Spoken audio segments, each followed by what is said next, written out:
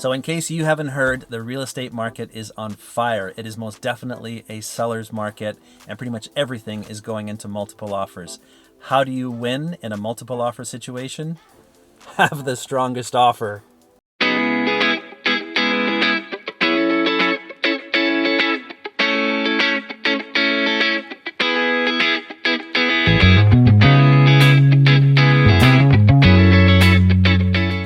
Hey everybody, Chris Johnson here, Royal LePage, Wollstonecroft Realty. Welcome back to another 2-Minute Tuesday. I'm going to be talking today about how to improve your chances in a multiple offer situation. Step number 1, I'm going to have a conversation as your buyer's agent. I'm going to have a conversation with the listing agent, maybe to get some insight on what the sellers want. What do they want? That is paramount. That's a starting point. For a lot of sellers, of course, it's going to come down to the almighty buck. How much money can they get? But in a lot of situations, the sellers might have things like particular dates that they're looking for or something altogether different. We need to find that out before we put pen to paper. That's the only way that we can write the strongest offer. It has happened in the past where the strongest offer is not necessarily the highest price. The seller is under no obligation to take any particular offer other than the one that they choose. And in some situations, they'll choose an offer that's even lower than the highest price because other parts of that offer suit their needs a little bit better. So we need to find out what the sellers want. Step number 2 is to clean up that offer. We don't want to present an offer when it's multiple offer situation. We don't want to present an offer that's loaded with all kinds of subjects and all kinds of particulars.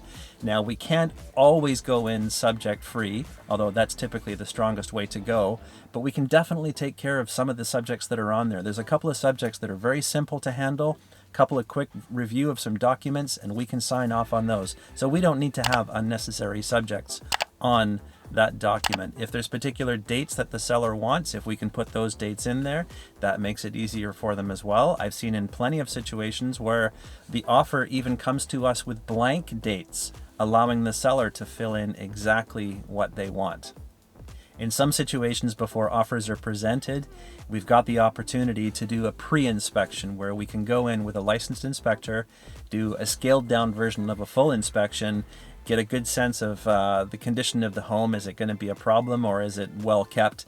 And maybe we don't have to have subject to inspection on our offer. Subject to financing, now that's a big one.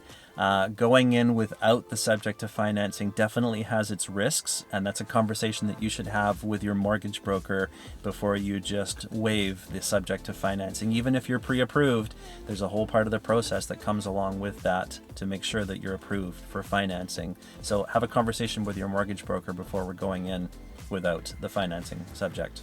If you are going in with a subject-free offer, that puts you in a good position. The one thing that you want to make sure that you have is your deposit check.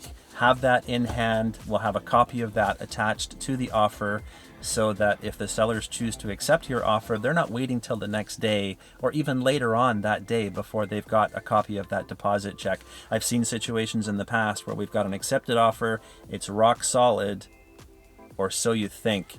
The buyer comes back with cold feet. They've changed their mind. They're not getting their deposit check. And yes, that's going against the terms of the contract, but fighting it is a whole other story. So when the deposit comes in with the offer, that's an awesome way to be strong. The last tip with a multiple offer situation, and this is a little bit of a hallmark card, is coming in with a cover letter.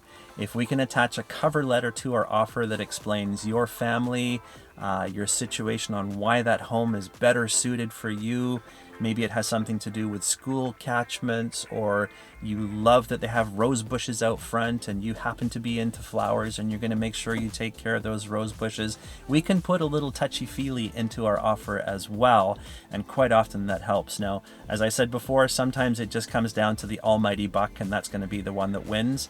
But it does sometimes happen that the sellers will pick a different offer other than the highest price. They'll pick a different offer for other reasons. They might just like the people better, and sometimes it comes down to that. Thanks again, everyone. I hope you enjoyed these tips. If you liked the video, click the like, make sure you subscribe to the channel, and stay tuned for future episodes of 2 Minute Tuesday. Take care, everyone.